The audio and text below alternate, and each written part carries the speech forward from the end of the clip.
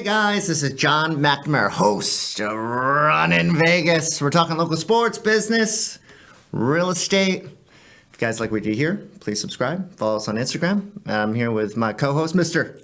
Rodrigo, always happy to be here. Thanks for being on, brother. Of course. It's been an interesting last week, right? Yeah. Unfortunately, it's the end of the season for UNLV basketball, but Yeah. So, UNLV, they make the NIT. 2 games, Boston College, and they played Seton Hall. yeah. Well, Princeton's first, then Boston College, Yep. then Seton Hall. That was our deadline. Yeah, absolutely. But what an interesting, last couple of weeks, right, with everything going on. Very happy of the results at the end of the day. So Yeah. very proud of the guys. So it's definitely a good experience for them as well. For sure. I think getting involved into more situations like that's really what's going to make the team grow here moving forward too. So. Absolutely. I was actually really proud of the AD for allowing them to go into the NIT because I know a lot of teams opted out of it. Right. And I agree with it. It's overall kind of a young core that Kevin's trying to build. Yeah. And they dominated Princeton. Mm-hmm. It was a great game against BC. Thomas Mack was going crazy. Bumping. Kevin talked about after the game. He's like, that was the best crowd. That he saw all year. So proud of our locals for coming out supporting UNLV because there's a lot of talk like nobody cares about UNLV anymore. Oh, for sure. Yeah. I don't think that's true. They got to win. Yeah. They got to make it interesting, right? Get the crowd out there. So we were present. So that was a great game. That was exciting. I know we were both very into the game, so it was great to see him come out with that win, man. Yeah, it was neat to see a tournament game at Thomas and Mack. Yeah, a lot of people, I'm not going to lie, like it's funny because prior to, I'm like telling all my buddies, hey, I'll be there. No, Boston College is going to crush them. Like, it's like, all right, well, I just want to enjoy the game. But it's funny, everybody after the game, like, oh, well, I guess they do play good, huh? Yeah. But I think you're right. Yeah, it's a lot of people realizing that as sports-wise for UNLV, everything is going to start to grow. So, yeah. Absolutely. And we saw it because, UNLV got off to a poor start for the non-con for basketball. Mm-hmm. And then they really, the second half of the year, they played so well. I mean, they were on the cusp. I mean, they could have won that tournament. And, they had injuries.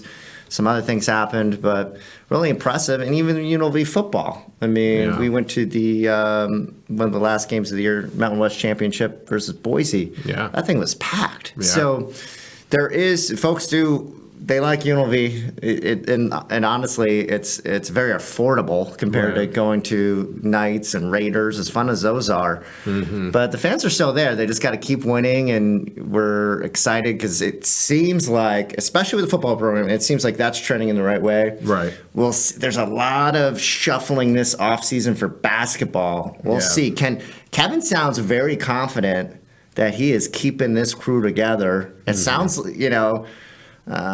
sounds like he's going to be the coach moving forward, going to get a 4th season opportunity. Yeah.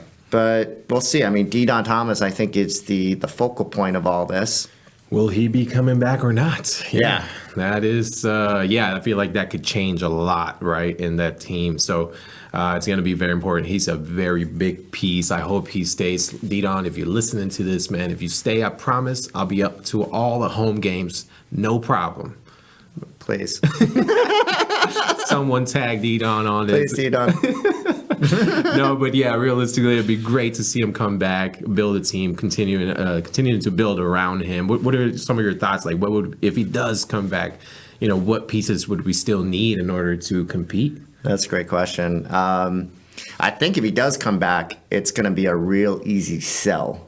For getting transfers to come here. Yeah. Because he's got this nucleus, right? Dedon, awesome point. I think Brooklyn Hicks could be a solid shooting guard. Yeah. Hicks at the small forward. Whaley is legit, all Mountain West player, and he'll be a senior next year. That Cherry center, 6'11", 250 pounds, our center for next year. The big JC kid coming in. He was recruited to San Diego State. He chose UNLV. Wow. So I like that UNLV. UNLV fans may not like this. We're the running rebels, but we're kind of playing a little bit of San Diego State ball. Yeah. We're getting some really good athletes that play great defense, and you could see the toughness this year. It was fun to watch. Yeah. But they're playing a slow pace. They're not they're the walking rebels. But hey, you know what? I don't care. I just want wins. I don't care the walking rebels, the jogging rebels. I would love to see 100-point games, but that's very difficult. Yeah. So I think defense wins championships, and that has shown in the Mountain West for years. And San Diego State is the blueprint. Yeah. And it shows. They're in the Sweet 16. Yeah. And to talk about that, my pick, UConn versus San Diego State. Is that tonight? It's a game tonight. Ooh, Or does it resume tomorrow? I'm feeling confident. Well, I mean, that's an easy pick, bro. I know. There's not a lot of brain behind No, it's that. not. It's not an impressive pick by any means. As our listeners may recall, my Final Four were UConn against San Diego State. I'm sorry. My Final Four were San Diego State, North Carolina, Purdue, and Houston. Yeah. So at least my bracket, even though it was broken immediately as the March Madness started, that same very first day, at least my Final Four are still in content. They can still contend. Yeah. So, or whatever that word is. UConn, San Diego State. UConn's favorite by like 12 points. I think San Diego can come up with the upset, man. I don't know. There's something about that underdog power. Yeah. Yeah. And me as a player, if I see UConn's getting 12 points, like, ooh, wee. Yeah. I do not want that spread to come through.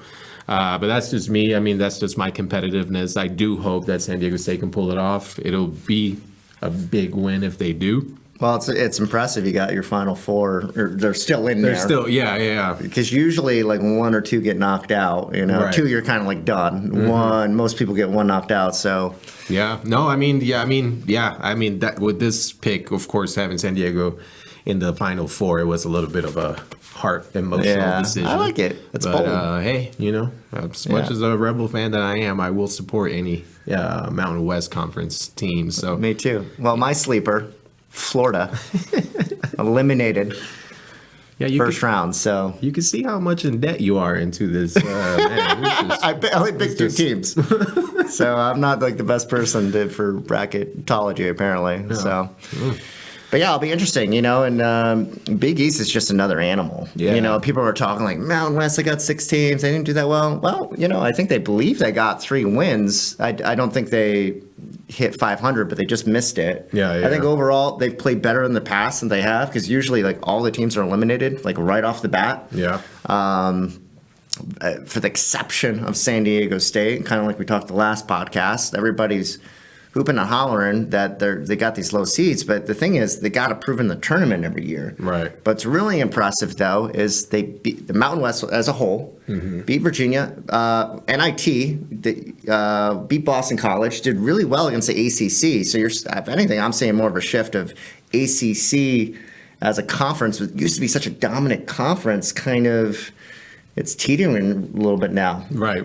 So we'll see if it gets back to its roots of being a basketball conference, because it sounds like there's going to be a lot of shakeup in that conference. Yeah. The big football programs want to move on to like the Big Ten and SEC. So I think there's going to be a lot of shakeup. But I think the storyline too is Big East. It's still such a dominant conference, and it showed so much when we played Seton Hall. And that was the one on the schedule. I'm like, I don't think we're beating Seton Hall. That's a legit program. That's a legit. That's the best conference, I think. Yeah, no, I didn't want to bring it up, but yeah, man, rough first half. Seems like UNLV picked it up the second half, a lot more competitive. But man, I feel like Seton Hall came out with a purpose of like kind of bully us, and it was kind of hard for these guys to stand up. Of course, I give them a lot of credit traveling, from Princeton back home, now you're in New Jersey, like, hey, that's a lot going on. I don't really think they travel that much during the season to begin with, because usually season games are like about a week apart. So yeah, it's a lot, but it's about the experience that counts at the end. Yeah, that's trip, right? I mean, that's a 5-hour flight, going to to Jersey twice, basically. Yeah. So, but kudos. I think overall, they great second half of the season. Yeah. Great to see them in NIT. I hope this nucleus, we're going to keep you guys up to date with the off season. Hopefully this team, this nucleus is able to stay together. And I think I would love to see them bring in 2 guards/wings scoring Yeah, shooters. Yeah. And I think you gotta really, if Didon decides to stay, which sounds like he might. Hey, the kid was averaging 7-8 assists a game, and he's legit. We can put the ball through him, obviously, but if he has some really good scorers where he can just push it out, because I noticed too at the BC game they were doubling. Didon would get the ball, and that has not happened all season. Right. So clearly there has been a shift with him, hey, we got to stop him. Yeah, right. And he is so smooth. For him to get the ball out, even when he loses it, he's able to correct himself, get the pass out. Yeah. Where the guys are just open, but fortunately I just don't think we had the best shooters on the team. So. Yeah, for sure. Yeah. No, it's definitely great to see him grow. All of this is experience. I'm sure he's going home. He's ready for next season and going to be off season training, doing everything he can. So, shout out to him. Shout out to Running Rebels. Hope to see you guys. On the comeback soon. Yeah, we're excited for next season. For sure.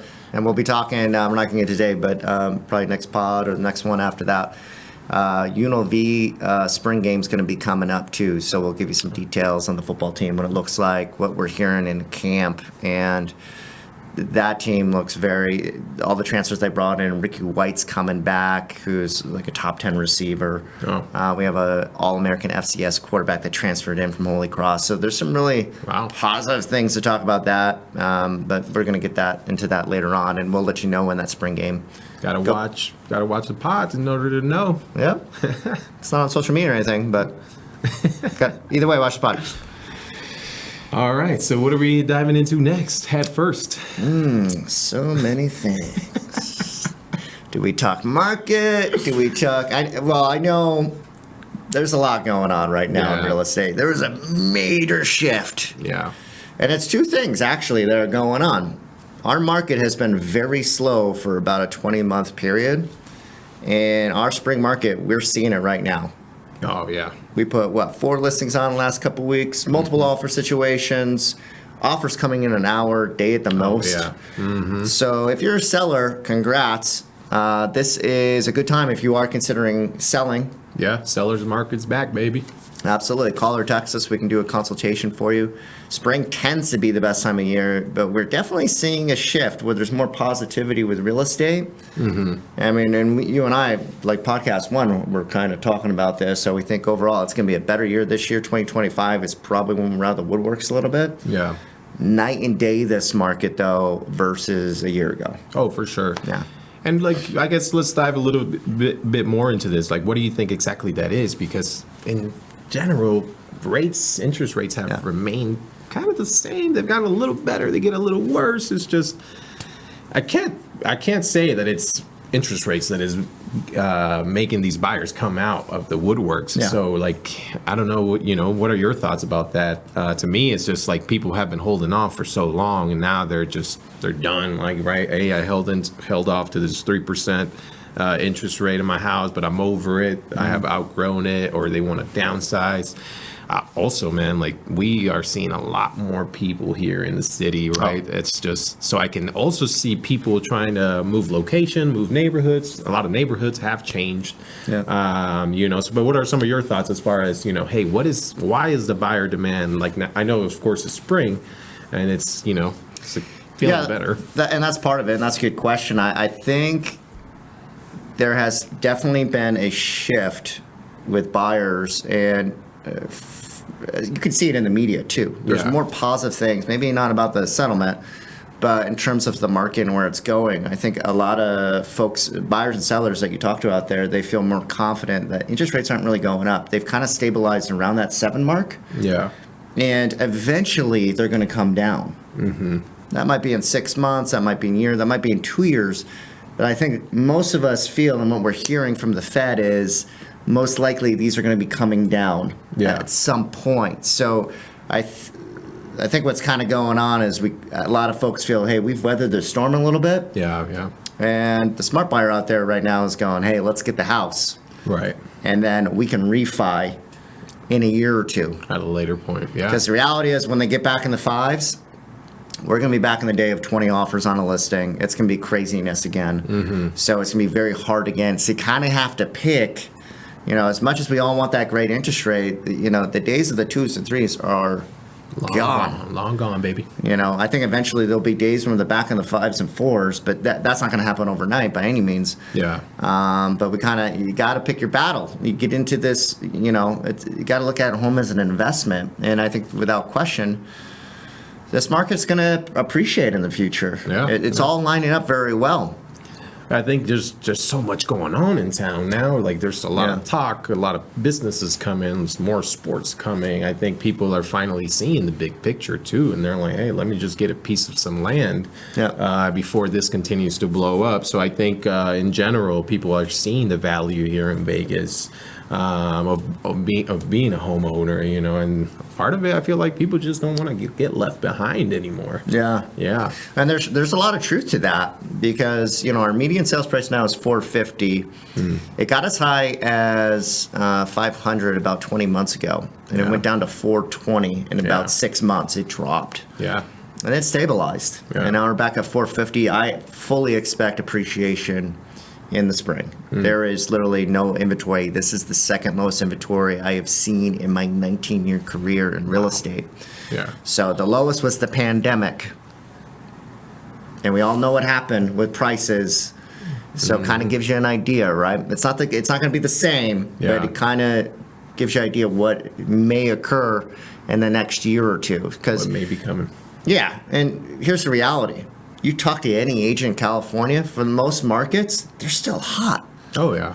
And those markets, I'm always talking to agents in California because it usually reflects into Las Vegas. If they're hot, usually what's going on is they're selling their home, they have all the cash, they move out to Vegas. We're kind of like the next stop. That and like Texas, right? So a lot of positive things for Las Vegas. And I think you hit on the nose too. I mean, we have a lot of projects coming up. Yeah, so much. Hollywood, Summerlin, it's moving here. Looks like that's coming together. Yeah. Ace Stadium. I mean, the things go on and on. Yeah, I mean, there's a lot of talk that the Tropicana casino is in its last legs right now. So is that potentially a sign that, the whole Ace situation will be fully, coming on? Who knows? But we'll definitely keep you guys updated on everything that's going on as far as local sports and local activities. But yeah, man, imagine the Hollywood studios in Summerlin. Yeah. Whoa, I don't know how I feel about that, man. We're going to have a lot of actors in town. And we have that kind of in ways here with the industry, right? But I think Summerlin has been kind of like a bubble to that. It's suburby. You don't have a lot of industry people in Summerlin. Yeah. That's going to shift for sure. Oh, yeah. So I think overall, it's a good thing for Summerlin. And the city just continues to grow. So. Healthy, positive things for the city. Yep. Yeah. Of course, man. Awesome. Well, I know me and you have been really, taking in as much education as we can as far as this NAR settlement. And we've been talking, discussing some good pointers on what we need to focus on to tackle it once it comes, and we're ready. We're ahead of the game. So I know we wanted to maybe give a shout out to all the agents listening out there, let you guys know what we have been discussing and what are some of our team's priorities here as far as getting ready for a shift, So if you want to maybe come out with a few tips, let these guys know what we've been, brainstorming. So, you and I have been talking this for a while in our team, and we're actually really excited for this. And I don't really want to dive, but we gave a lot of information last time. So if you're looking for more information of what exactly occurred, please check out our previous episode that was out last week. And today, this really more goes out to the local agents. You should be excited about this. This is an opportunity for you. It's for the agents that are going to work on their scripts and skills, are going to be making the calls, creating that market share. Because the reality is, and I've been talking since pod 1, right? Yeah. Go get that market share. The market's down. great news is there's going to be now more market share for agents out there because folks are going to leave the business. People are moving brokerages. We're probably going to see a lot of shifts of people moving. Yeah. And because how their leadership is handling this, we're hearing a lot of stories out there. So I will say this, we feel very confident in it. Our broker, Mr. Darren at Virtue Real Estate, feels very confident of this. We have a plan for it. Now, the reality is we don't know everything that's going to occur, and the market's going to figure itself out. The ones that stay ahead of it, though, the information is there. You're going to have opportunity. Yeah. Absolutely. And we got to start treating, we've been more listing-based in the past. Yeah. But now we got to really treat the buyer consultation like it's a listing agreement with our clients. A listing consultation, excuse me. Yeah. So work on your scripts and skills daily. Call people, create market share. And there's going to be a lot of opportunities for folks. So. Yeah, for sure. Yeah, get used to talking to people face to face.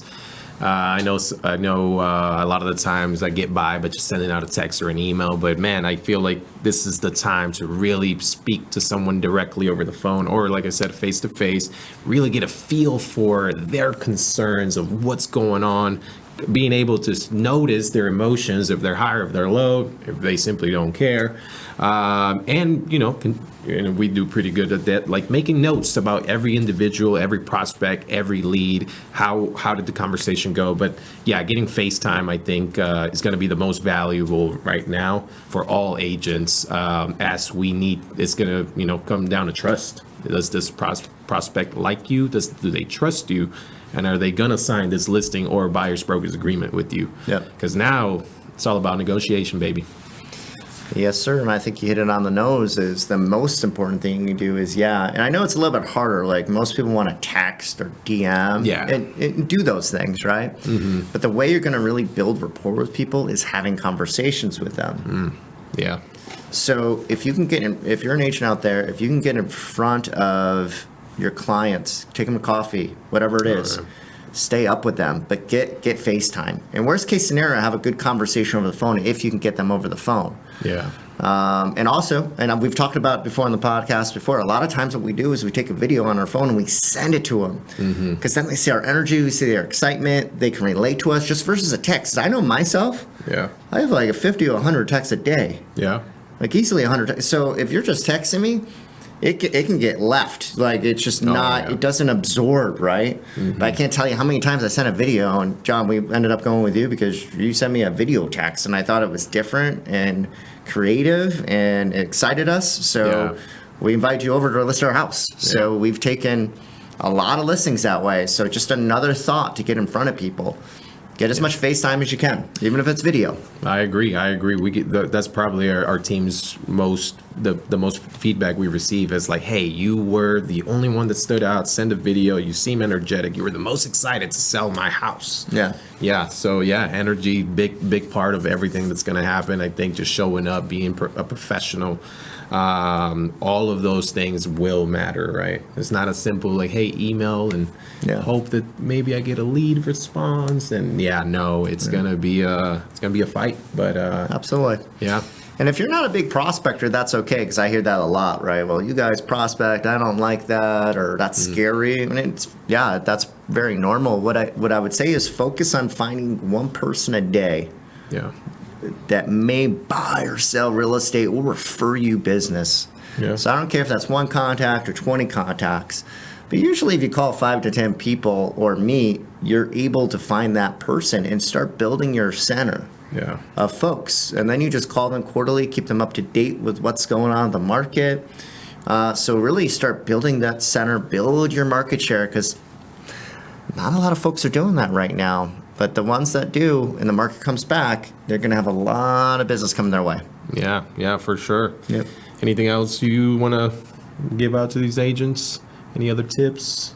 Get on the role play, baby. Get on that role play. We do role plays daily. We're here to help. You could always call or text us too if you have any questions about the NAR settlement and how to prepare for July, because it's right around the corner. So we're going to be on top of it, and we're going to get out more information. I think every month we'll probably have something more that comes out. There's still things that are being worked out right now, but any market's a good market. Any shift. I know myself, and I'm dating myself in this business 19 years.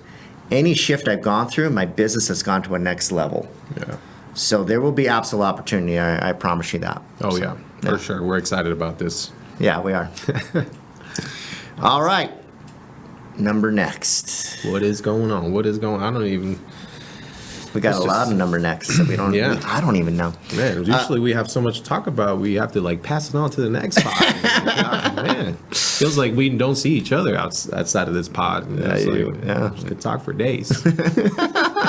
So what's going on? We got a couple things we can discuss, break into downtown. There's a lot going on downtown. Yes. Right? So we were there a week ago. Esther's Kitchen. Check it out. So we really like downtown. I don't know if you guys go downtown, but a couple things going on down there.